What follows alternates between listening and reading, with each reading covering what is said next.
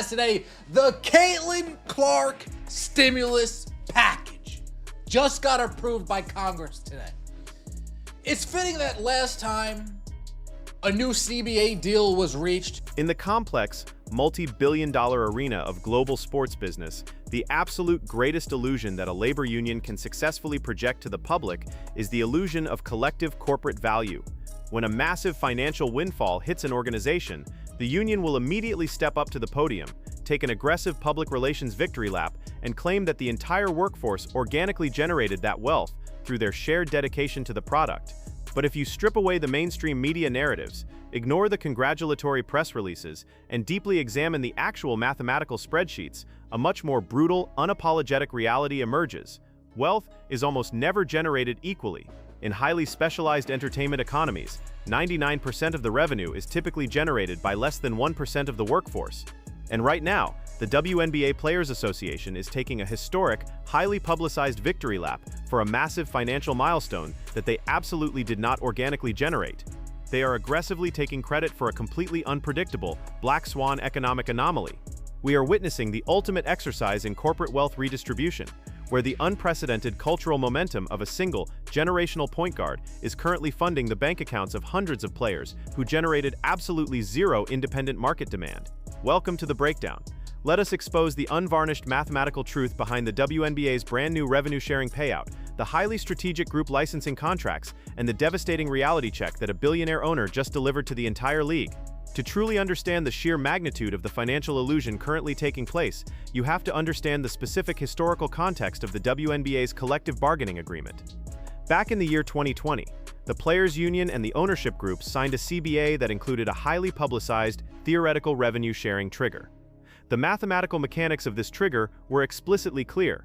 The players would only receive a 50% share of incremental revenue if the entire league hit a specific, predetermined financial benchmark. That benchmark was based on the league's 2019 revenue numbers, compounded by a massive 20% growth target every single subsequent year. For half a decade, hitting that compounded financial target was a complete mathematical impossibility. The league consistently failed. They blamed the global pandemic. They blamed a lack of marketing. They blamed poor television time slots.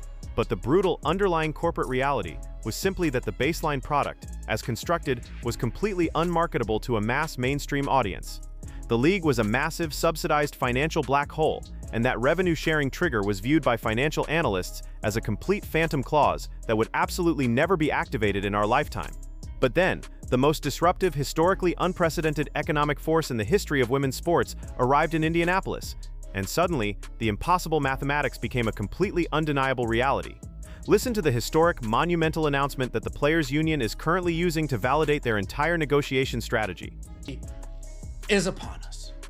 The WNBA generated enough revenue in 2025 to trigger revenue sharing with players for the first time in For the first time in the 28-year history of the organization, the WNBA generated enough raw capital in the year 2025 to finally trigger the revenue-sharing benchmark. A massive, unprecedented pot of $8 million is now scheduled to be actively dispersed among the players on the 13 rosters. The Players Union immediately flooded social media, aggressively popping champagne, putting their chests out, and declaring to the world that this $8 million payout is absolute definitive proof of their collective value. They are using this exact moment to justify their ongoing, increasingly hostile demands for a 27.5% gross revenue share in the upcoming 2026 collective bargaining negotiations. They are looking the billionaire owners directly in the eye and saying, "Look at the revenue we just generated for you. We finally hit the benchmarks. Now you need to open the vault and pay us what we collectively deserve." But the $8 million revenue-sharing pot is only a fraction of the actual wealth redistribution currently taking place behind closed doors. The most glaring, undeniably exposed element of this entire economic narrative lies within the league's group licensing revenue. In professional sports, group licensing encompasses the massive, highly lucrative market of physical merchandise. It covers player jersey sales, officially licensed apparel, trading cards, and digital video game likeness rights. When you analyze the historical data regarding the WNBA's group licensing payouts, the numbers are so catastrophically low that they border on absolute embarrassment.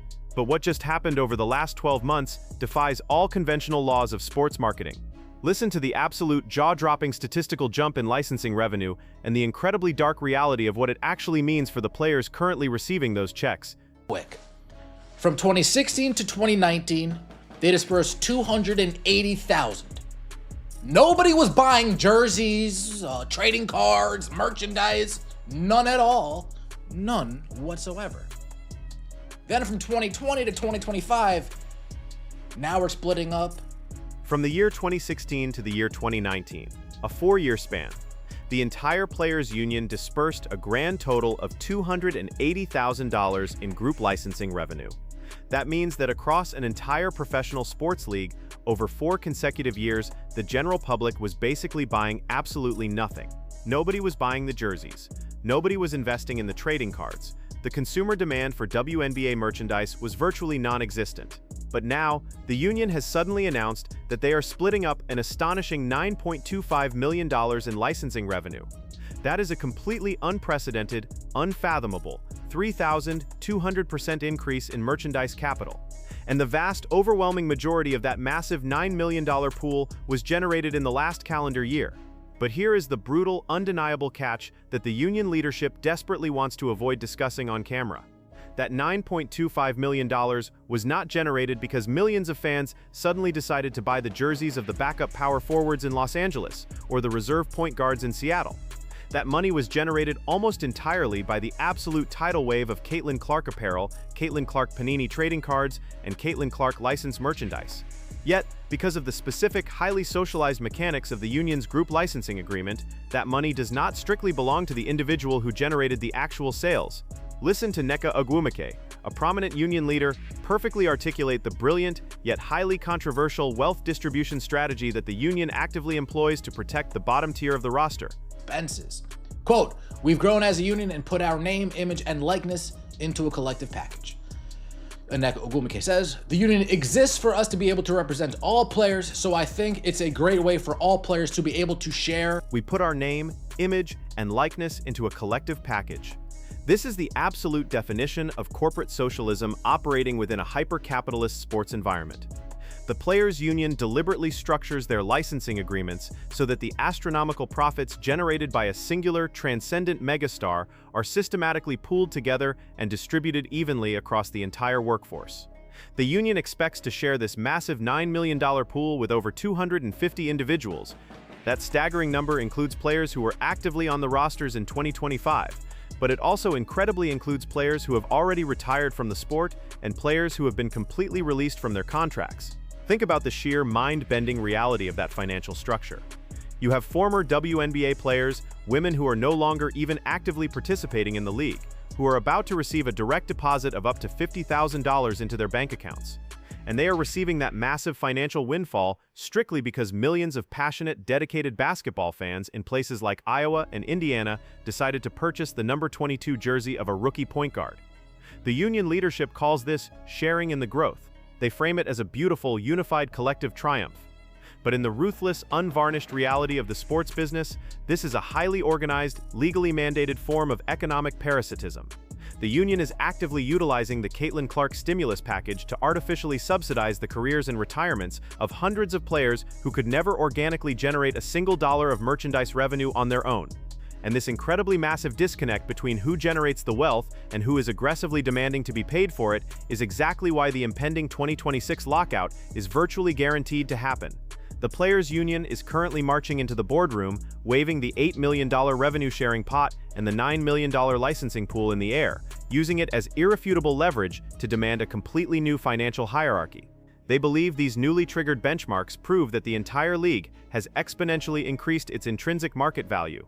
But the billionaire owners sitting across the mahogany tables are not stupid. They do not read press releases. They read proprietary data analytics. They know exactly where every single dollar of that newly generated revenue originated. And if there was any lingering doubt about how the ownership groups view the current economic landscape of the league, Joe Tsai just completely shattered the illusion. Joe Tsai is not just a casual observer. He is the billionaire co-founder of the Alibaba Group, an incredibly ruthless corporate titan and the primary owner of the New York Liberty. He is a man who built his entire multi-billion-dollar empire on analyzing complex data metrics and consumer behavior.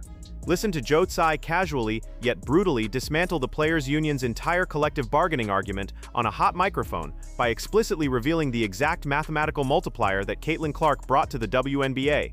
effect on the WNBA. All the metrics went up. So this was last season, right, when she first came into the league from college. And we've seen all of our metrics from viewership, ticket sales, sponsorship. Everything went up almost 4x. Let that massive, franchise-altering number echo in your mind for a moment. 4x.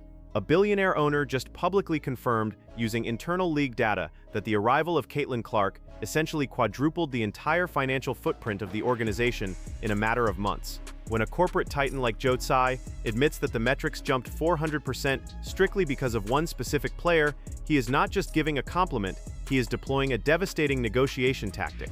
He is systematically destroying the leverage of the players' union. The union is demanding 27.5% of the gross revenue, claiming the league is experiencing a period of historic, collective growth. But the owners are looking back at them and saying, there is no collective growth. The baseline product of the WNBA is exactly the same as it was in 2023.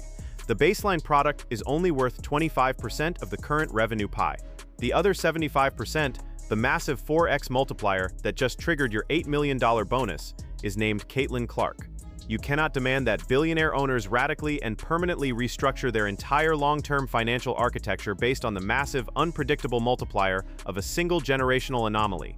The owners are more than happy to let the union distribute the licensing checks and celebrate the triggered benchmarks because those are temporary, one-time payouts. But when it comes to locking in guaranteed long-term structural debt in a new collective bargaining agreement, the owners will flat-out refuse to subsidize a union that is attempting to claim ownership of a 400% spike they did not actually create. The ultimate, deeply profound irony of this entire standoff is currently playing out in locker rooms across the country. The exact same veteran players who spent the entire 2024 season aggressively minimizing Caitlin Clark's impact, the players who complained about her unprecedented media coverage, the players who committed hard flagrant fouls to test her physical resilience, and the players who constantly demanded that the media respect the veterans who built the league. Those are the exact same players who are currently checking their bank accounts, eagerly waiting to receive a massive $50,000 licensing check that is funded entirely by the sale of her jerseys. They despise the attention she receives, but they are absolutely addicted to the economy she created. The WNBA is currently speeding toward a catastrophic financial collision. The players are blinded by the sudden influx of cash, mistaking a localized economic miracle for a collective organizational triumph. The owners are fortifying their positions, armed with undeniable internal data that proves the league is highly dependent on a singular asset. When the current collective bargaining agreement expires, the union will demand to be paid for the 4x multiplier, and the owners will violently slam the vault shut. What is your unvarnished, highly analytical opinion on this massive wealth redistribution? Do you believe the Players Union's group licensing structure is a brilliant strategy to protect all athletes, or is it fundamentally unfair to the superstar who actually generates the massive jersey sales? And more importantly, does Joe Tsai's admission of a 400% spike officially destroy the union's argument that the entire league is collectively growing? Drop your completely unfiltered, highly analytical thoughts in the comments section below. If you want the brutal, uncompromising truth about the real business, the real strategy, and the real cutthroat corporate politics of professional sports, hit that subscribe button, brutally smash the like button, and turn on the bell notification so you never miss a deep dive. We do not do mainstream media fluff on this channel. We expose the leverage, we follow the accounting, and we reveal the mathematical reality behind the press conferences. I will see you all in the next breakdown.